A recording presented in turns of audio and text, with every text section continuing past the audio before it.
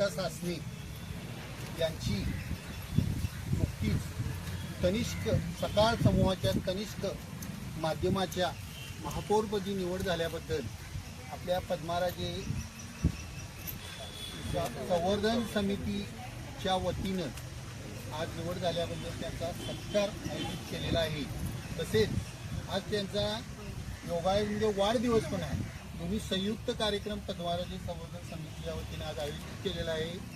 सरिता सासनेंच्याबद्दल सांगायचं झालं तर त्यांनी सर्व महिलांना संघटित करून कोल्हापूर शहरातील शिवाजी पेठेतील विविध सामाजिक संघटनेच्या माध्यमातून समाजकार्य, समाज उपयोगी, लोक उपयोगी विविध माध्यमातून सेवा केलेली आहे।